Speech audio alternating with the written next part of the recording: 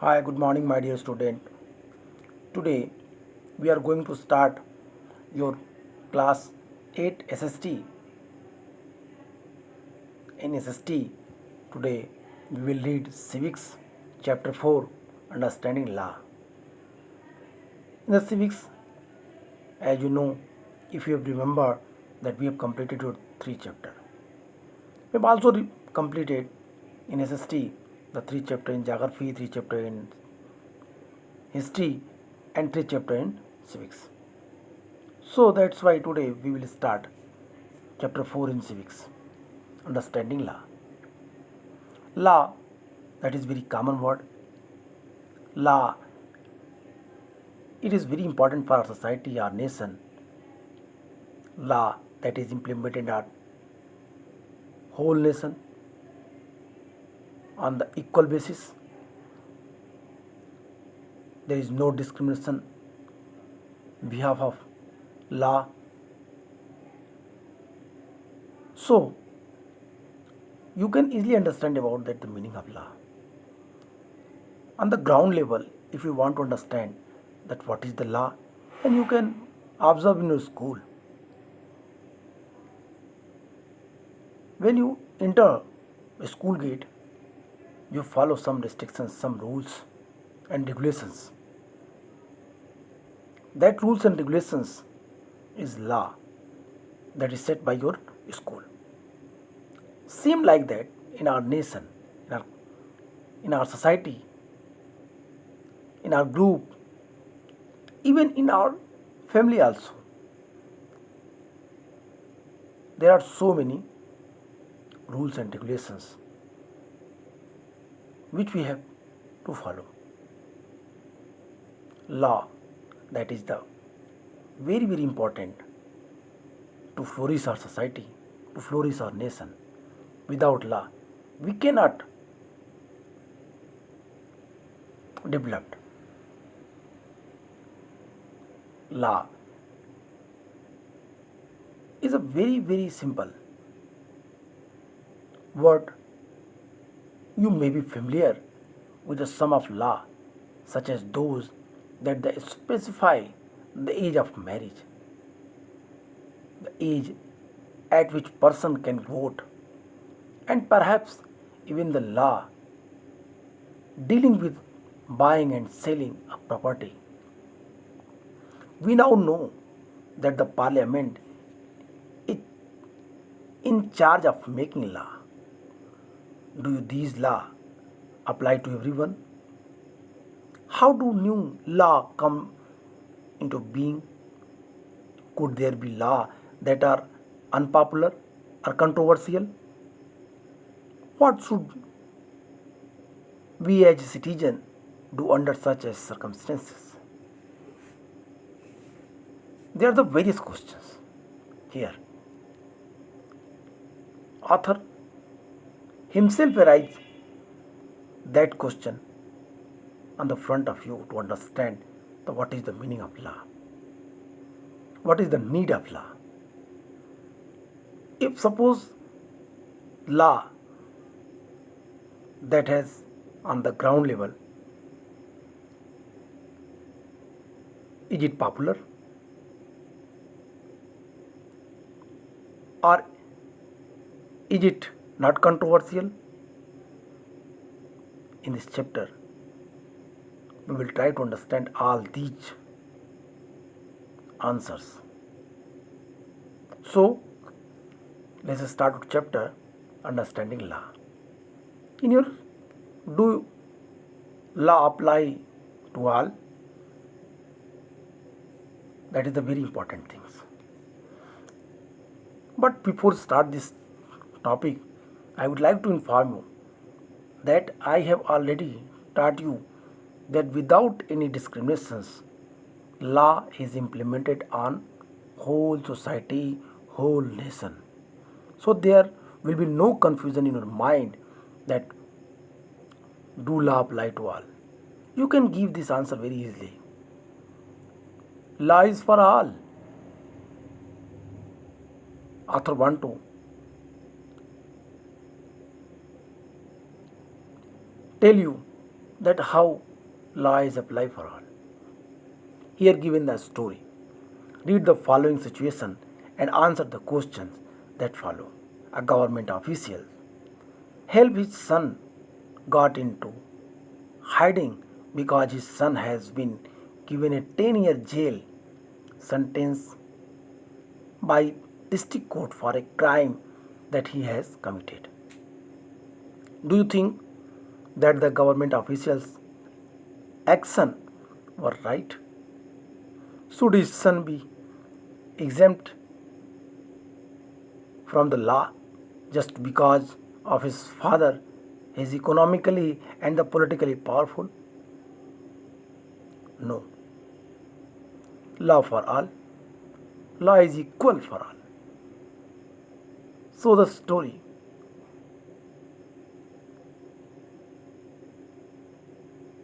The paragraph which is given here, it is clearly instruct you that will be no discrimination.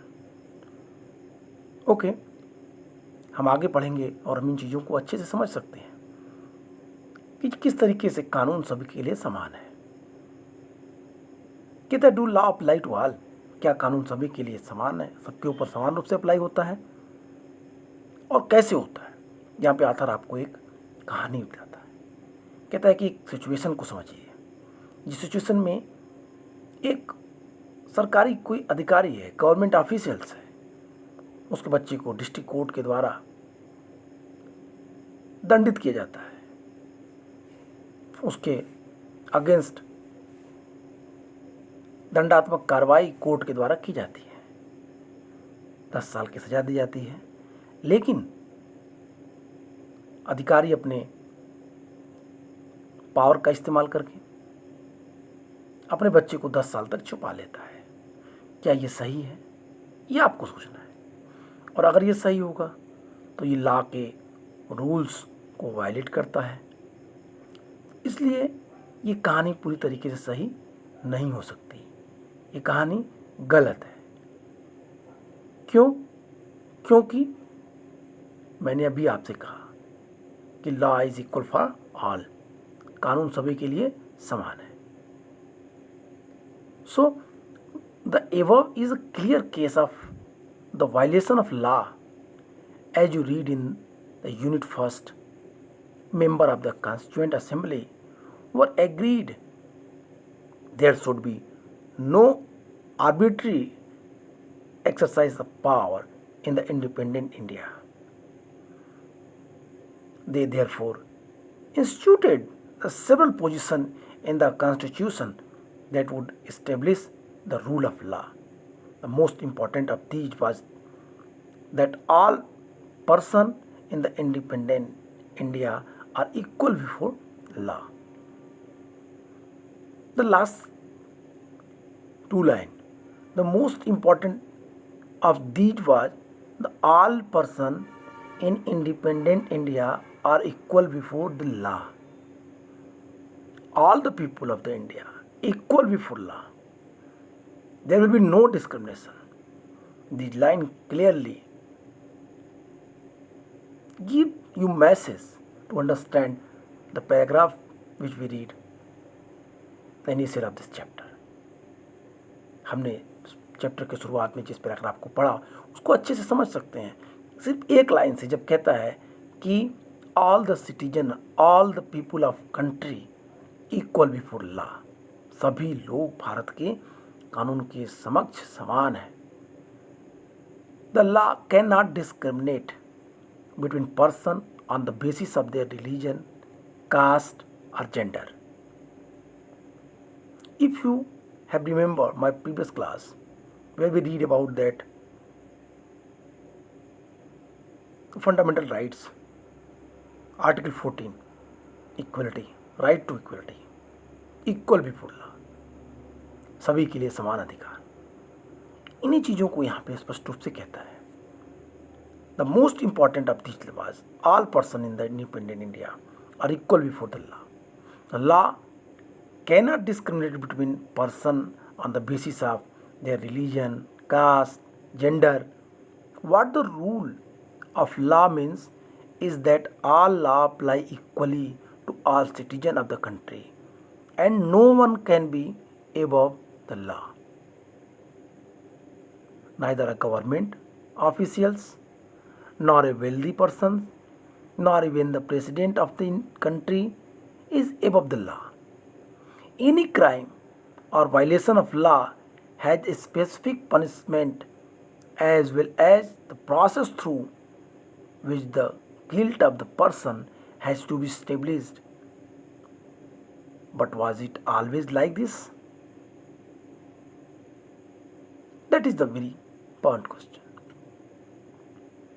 author आपको कहता है कि सभी लोग कानून की दृष्टि में समान हैं, सभी लोग के लिए नियम बराबर है, चाहे वो कोई भी हो, गवर्नमेंट ऑफिशियल्स हो या गरीब किसान हो या अधिकारी हो, कर्मचारी हो, प्रेसिडेंट ऑफ इंडिया ही क्यों ना हो, सभी के लिए कुछ न कुछ नियम है, कानून है और उसको सबको प्रॉपरली फॉलो करना है। ऐसा हमारा संविधान कहता है, इंडियन कॉन्स्टिट्यूशन कहता है।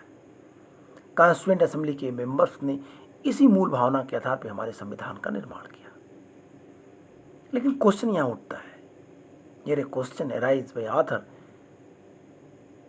That it always like this, क्या कानून सभी के लिए समान रूप से बना रहता है? तो उसका आंसर देता है। पहले तो ऑथर आपको ये कहता है कि हमारा कानून धर्म, जाति, लिंग के आधार पर लोगों के बीच कोई भेदभाव नहीं करता। कानून का शासन का मतलब है सभी कानून देश के सभी नागरिकों पर समान रूप से लागू होते हैं।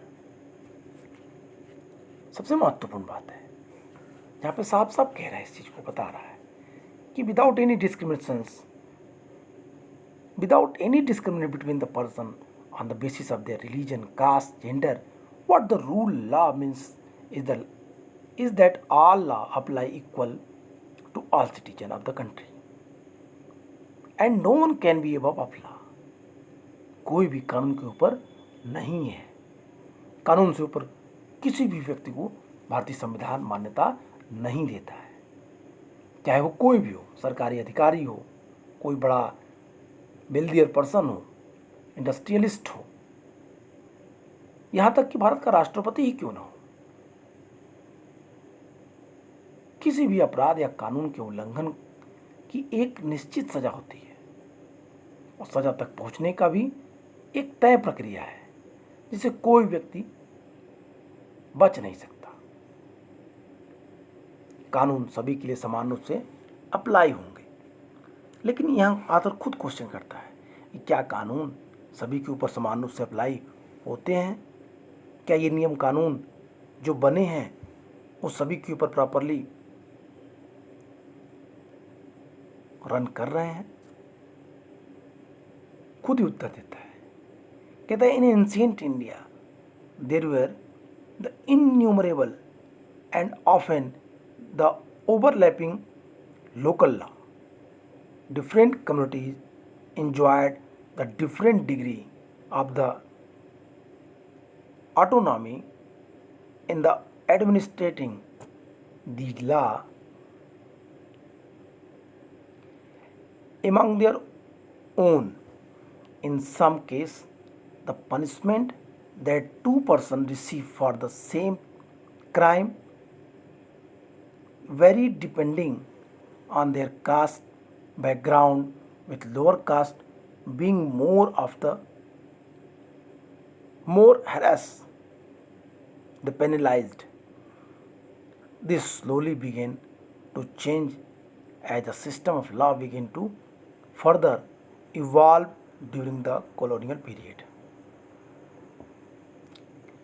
ऑथर साफ कहता है, क्लियरली आपको बताना चाहता है, author clearly inform you that in the ancient time, प्राचीन भारत में कह रहा बहुत सारे कानून थे, इन्यूमरेबल लॉ, बहुत सारे कानून थे और अक्सर एक जैसे मामले में कई तरह के स्थानीय कानून अलग अलग होते थे। एक ही अपराध के लिए अलग अलग क्षेत्रों में अलग अलग कानून बनाए गए थे। विभिन्न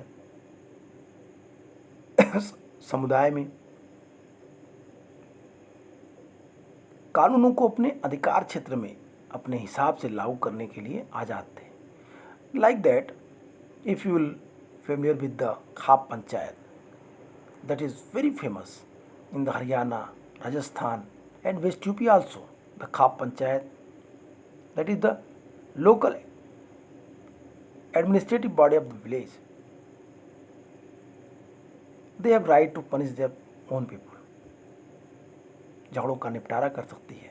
पंचायत अपने लोगों के बीच छोटे मोटे झगड़ों को समाप्त करा सकती है, गांव के विकास के लिए नियम बना सकती है। तो ये जो खाप पंचायत है, इन्हें भी कानून बनाने का अधिकार ग्राम स्तर पे, विलेज लेवल पे है।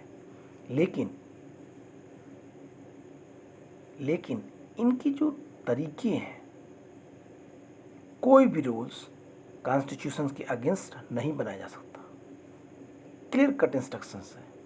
No one rule can be make against our Indian Constitution, against the fundamental rights, against humanity.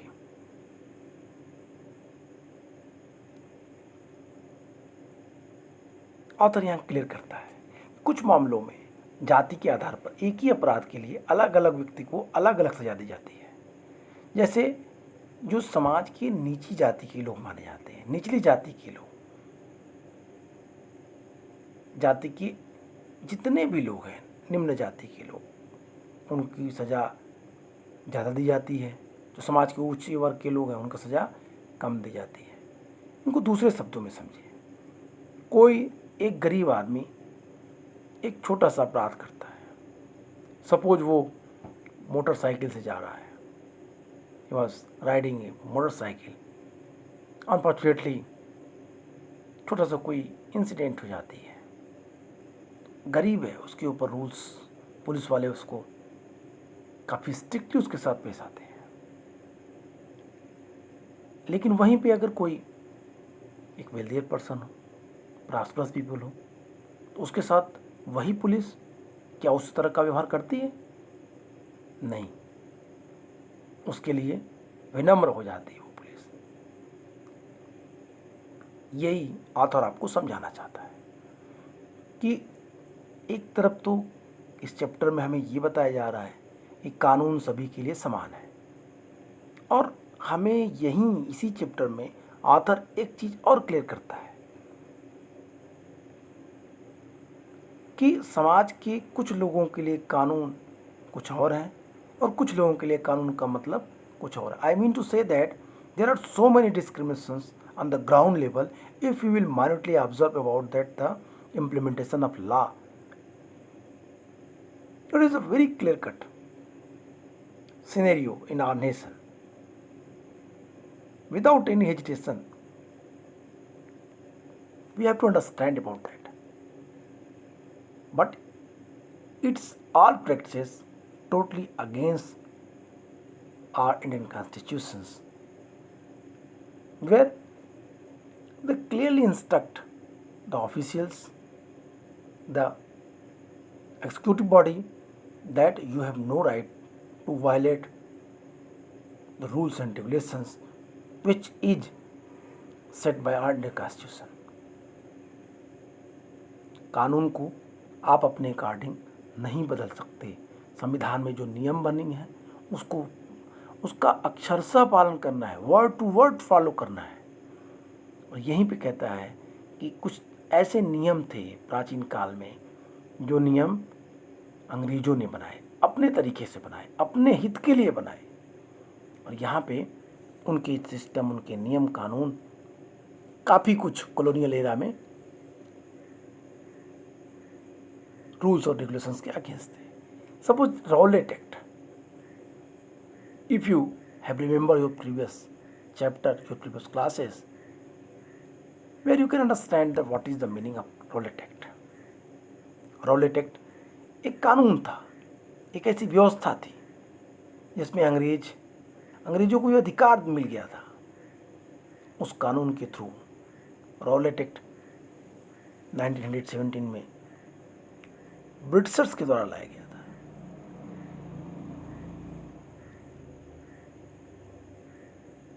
Rowlatt act 1919 में अपने सबसे विकृत रूप में सामने आया। इस रॉलेट एक्ट के अकॉर्डिंग ब्रिटिश पुलिस को यह अधिकार मिल गया था कि वो किसी को भी संदेह के आधार पे अरेस्ट कर सकती थी और कोई भी पुलिस के खिलाफ क्वेश्चन नहीं कर सकता था। रॉलेट एक्ट अंग्रेजों के मनमानेपन का एक और उदाहरण है। इस कानून के जरिए ब्रिटिश सरकार बिना मुकदमा चलाए लोगों को कारावास में डाल सकती थी। महात्मा गांधी सहित सभी भारतीय राष्ट्रवादी नेता रॉलेट एक्ट के सख्त खिलाफ थे। भारतीय विरोध के बावजूद 10 मार्च 1919 में रॉलेट एक्ट को लागू कर दिया गया। पंजाब में इस कानून की भारी पैमाने पर विरोध किया गया। इसी क्रम में 10 अप्रैल को डॉक्टर सत्यपाल पाल और सैफुद्दीन किचलू जैसे नेताओं को गिरफ्तार कर लिया गया। इन नेताओं की गिरफ्तारी के विरोध में 13 अप्रैल 1919 में अमृतसर में एक सभा का आयोजन किया गया और यहीं पे जलियांवाला बाग मस्केर की विध्वंस स्वरूप हमें दिखाई देता है। ब्रिटिश फौज ने निहत्थे ग्रामीणों पे, विलेजर्स पे फायरिंग कर दी। बहुत सारे लोग मारे गए। इन सारे लोगों में बच्चे, बूढ़े, जवान, महिलाएं सभी थे। बड़ी संख्या में लोगों की हत्याएं की गई। और किस आधार पे? रॉलेट एक्ट के आधार पे, एक कानून के आधार पे, जो ब्रिटिश पुलिस को यह अधिकार दे देती थी कि संदेह के आधार पे वो किसी को भी अरेस्ट कर सकती है, उनके खिलाफ सख्त से सख्त कार्रवाई कर सकती है। I mean to say that if you read about Rowlatt Act, you can easily understand that what I have discussed here. The example of the British, the arbitraries, was the Rowlatt Act, which allowed the British government to imposition people without due trial. Indian nationalists, including Mahatma Gandhi, and so many the nationalist leaders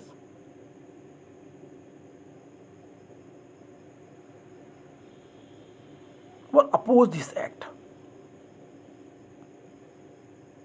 The large number of the protest, the Rowlatt Act came into effect on 10th March 1919. And against of this rule, this act in Punjab, the protest against the act communal quite actively, and on April 10th, two leaders of this movement, Dr. Satyapal Pal and Saifuddin Kichlu, were arrested to protest these arrests. A public meeting was held on 13th April at Jallianwala Bagh in Amritsar. General Dyer entered the park with his troops. They closed the only exit, and without giving any warning, the General Dyer ordered the troops to fire. The several hundred people died in the gunfire, and many more were wounded, including women, children, old person. That is the great massacre. That was the very major incident during colonial period. We cannot say that it is the great Muslim. This is a very vast matter.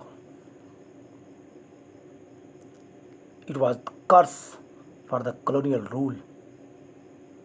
Jallianwala Bagh की घटना जिसमें कई हजारों लोग मारे गए,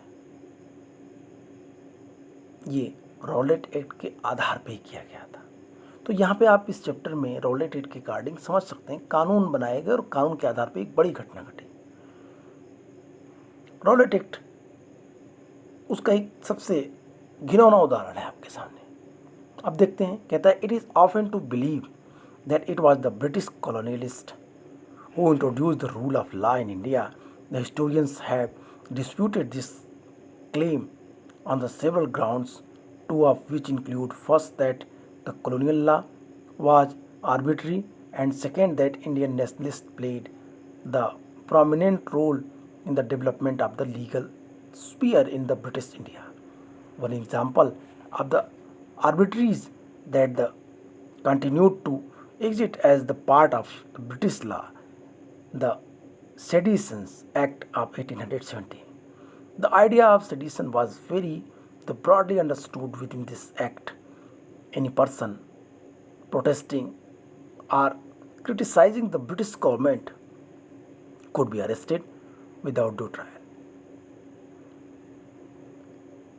एक नया रूल और नए रूल के बाद समस्या फिर हुई। बहुत सारे लोगों का मानना था कि सारे देश में कानून के शासन की शुरुआत अंग्रेजों ने की। इतिहासकारों ने भी, हिस्टोरियंस ने भी इस बात पर काफ़ी विवाद रहा। क्या ये बात सही है कि भारत में कानून का शासन स्थापित करने का काम सिर्फ अंग्रेजों ने किया? काफ़ी लंबी चर्चाएं चली और कई कारण दिए गए। उनमें एक रीजन था कि औपनिवेशिक कानून, कॉलोनियल जो रूल्स थे वो मनमाने पर आधारित थे। दूसरी वजह यह बताई गई कि ब्रिटिश भारत में कानूनी मामलों के विकास में भारतीय राष्ट्रवादियों ने एक अहम भूमिका निभाई थी। 1870 में एक रूल्स आया, एक कानून बना। 1870 1870 रूल्स क्या थे? कहता है कि जो रूल्स थे वो रूल्स था सेडिटेशन का, सेडिटेशन एक्ट ऑफ 1870। और इस कानून के तहत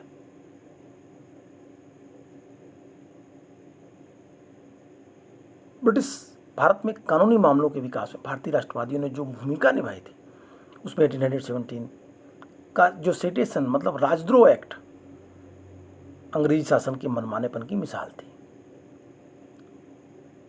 ये सेडिटेशन, ये राजद्रोह एक्ट जो 1817 में पास हुआ था, the idea of the sedition was the very broadly understood within this act. आप इसको जब समझेंगे तो आपको बहुत सारी चीज़ें समझ में आने लगेंगी।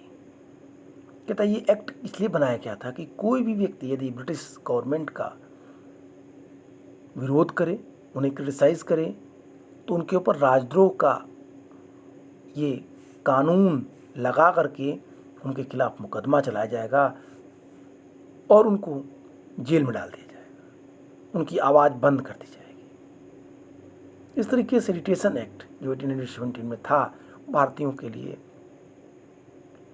एक अभिशाप था, एक वर्स्ट कंडीशंस थी। It means sedition act which was passed in 1817, that was the very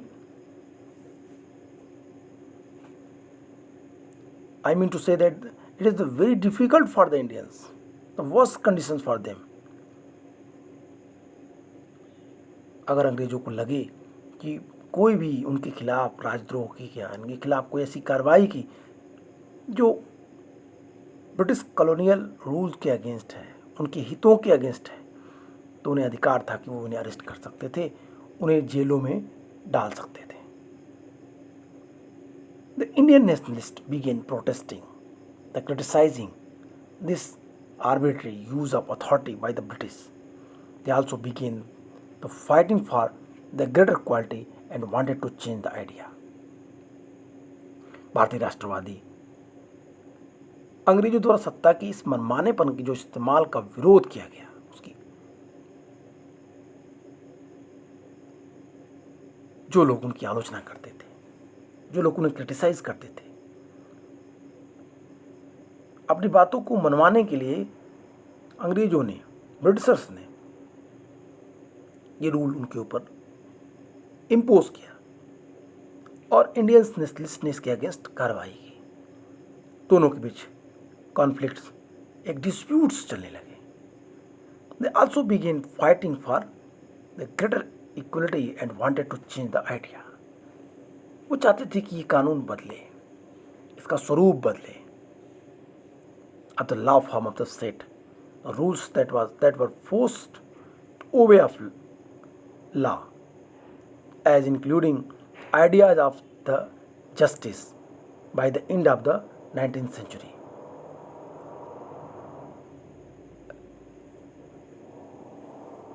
The law as including of the justice by the end of the 19th century. The Indian legal, the professional also began to emerging and demanded the respect in the colonial courts. They began to use a law of the defend the legal right of the Indians. Judge also began to play a greater role in the making discussion. Therefore, there are several ways in which Indians played a major role in the evolution of the rules of the law during the colonial period. एक लंबा संघर्ष चला और इस संघर्ष का परिणाम जिनका पालन करने कानून के थ्रू सभी के लिए अनिवार्य हो गया था। ऐसे लॉ इससे अलग ऐसी व्यवस्था के रूप में देखना चाहते थे जो न्याय के विचार पर आधारित हो। 19th सेंचुरी तक आते आते आखिरकार भारत में कानूनी पेशा भी उभरने लगा। कानूनी पेशे में लगे भारतीयों ने मांग की, जो लॉयर्स थे उन लोगों ने मांग की, डिमांड की कि कॉलोनियल जो कोर्ट है उसमें उन्हें सम्मान की नज़र से देखा जाए, इंडियंस लॉयर्स को। ऐसे भारतीय कानून विशेषज्ञ अपने देश के लोगों के अधिकारों की हिफाजत करते थे, रक्षा करते थे और कानून का इस्तेमाल करने लगे। कानून के माध्यम से ऐसे इंडियन लॉयर जो नेशनलिस्ट थे अपने लोगों की हितों को कोर्ट में रखना शुरू कर दिए। उन्होंने डिमांड की कि उनकी सम्मान, उनकी इज्जत का ध्यान कोर्ट में रखा जाए। भारतीय न्यायाधीश भी फैसले लेने से पहले से ज़्यादा भूमिका निभाने लगे। इस प्रकार अपने शासन काल में, कॉलोनियल पीरियड में, कानून के शासन के विकास क्रम में यहाँ के लोग भी कई तरीके से अपना योगदान देने लगे थे। It means that is the time period when the Indians also involve himself in making of rules, making of law in India during colonial period. It is the demand of the Indian lawyers that they have also respect in the court. उनका भी सम्मान हो. They demanded it. And they enter in court, they join the court for their own peoples, Indians.